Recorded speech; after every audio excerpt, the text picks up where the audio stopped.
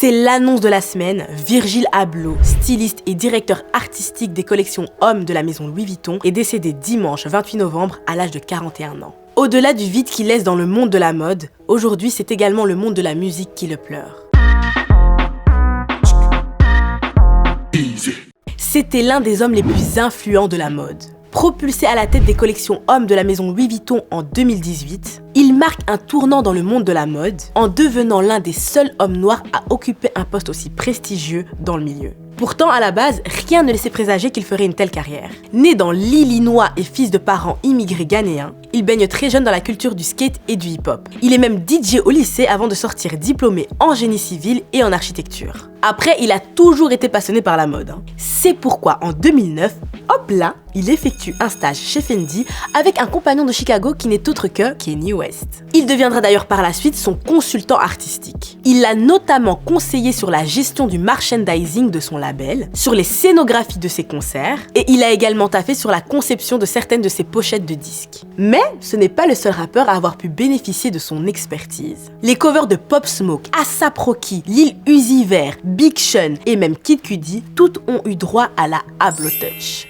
Et ce rapport étroit avec le monde de la musique, il l'a entretenu avec sa marque Off-White. Tu connais, non? Petit remind, après avoir lancé sa marque Pyrex Vision en 2012, d'ailleurs avec cette marque, il avait fait parler, et pas de manière très positive, parce qu'il s'était contenté d'apposer son logo sur des vêtements Champion ou encore Ralph Lauren et les avait vendus plus cher. Du coup, après un an de polémique en 2014, il lance sa marque Off-White qui a pour concept l'alliance du streetwear et du monde du luxe. Et cette marque deviendra très vite la marque des collabs les plus en vogue. De Nike à Jimmy Choo en passant par Ikea, et j'en passe et j'en passe. Et bien sûr, même au niveau des collabs, il n'avait jamais perdu de vue son lien avec le monde de la musique et du rap, puisqu'il a créé de nombreuses pièces pour certains rappeurs, comme PNL, tu t'en souviens? Mais si, rappelle-toi le clip de ODD. ODD? Je la passe la tête, la pécou, la viscère, tes regrets dans ton bébé. Il avait imaginé une veste inédite noire et blanche frappée du logo Off-White. Après, il a aussi créé de nombreux designs pour des artistes comme Drake. Et Drizzy lui avait tout simplement demandé de customiser son jet privé. Ouais, bon, ça c'est encore un autre level, hein. Bref, c'était grave devenu le chouchou des rappeurs qui n'hésitaient pas à le citer ou à citer sa marque dans leurs lyrics. Atlanta shit, I'm a fashion lover. Virgil Abloh did my first album cover. Money moves, off-white shoes, came straight from Virgil Abloh. Donc, en plus d'avoir été l'une des figures les plus importantes de la mode dans les années 2010, on peut dire qu'il a réellement construit un pont entre le monde du rap et la mode. Le mec a quand même ramené la street chez les riches, les gars. Virgil Abloh, lui, c'était pas un rappeur. Mais n'oubliez pas quand même qu'il était DJ. D'ailleurs, son blaze DJ Flat White m'a bien fait rire. Du coup, à côté de ses défilés, il lui arrivait de revêtir cette casquette-là. Et il mixait tant du rap que des musiques électro. Piqué, piqué, piqué. Il s'est même produit lors d'une boiler room. Et il a fait l'ouverture de Travis Scott lors de sa tournée new-yorkaise Bird Eye View.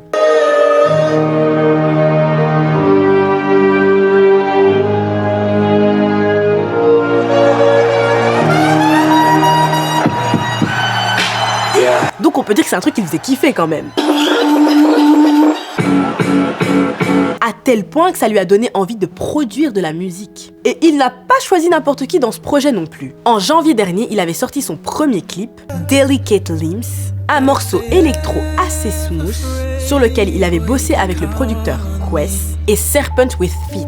Puis il a aussi remixé Peace of Mind de Rema. Mais avant ça, il avait bossé sur l'EP Orange, un EP collaboratif avec le producteur allemand Boys Noise, et il avait aussi fait 2 prods sur l'EP House de Lupi Fiasco. Mais malheureusement, ce que l'on ne savait pas, comme l'a annoncé sa famille et ses amis, c'est que depuis plus de 2 ans, Virgil Abloh combattait une forme rare et agressive de cancer, l'angiosarcome cardiaque. Il avait décidé de mener cette bataille de manière privée depuis son diagnostic en 2019. Et il a subi de nombreux traitements éprouvants, tout en dirigeant plusieurs institutions de la mode, de l'art et de la culture. Une tragédie qui nous rappelle vaguement celle de Chadwick Boseman. Mais Virgil Abloh était porté par son envie d'ouvrir de nouvelles portes pour les autres et de nouveaux chemins pour plus d'égalité dans les arts et dans le design.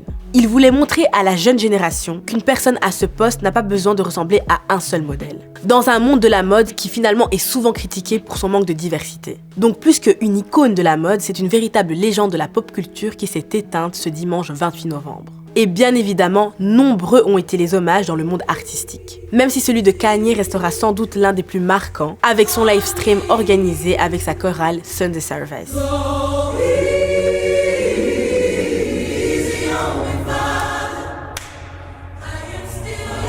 Et toi, Virgil Abloh, est-ce que tu connaissais? Et est-ce que c'est une figure qui t'a inspiré? Mais surtout, j'aimerais savoir pourquoi et comment. En tout cas, grosse force à sa famille et à ses proches.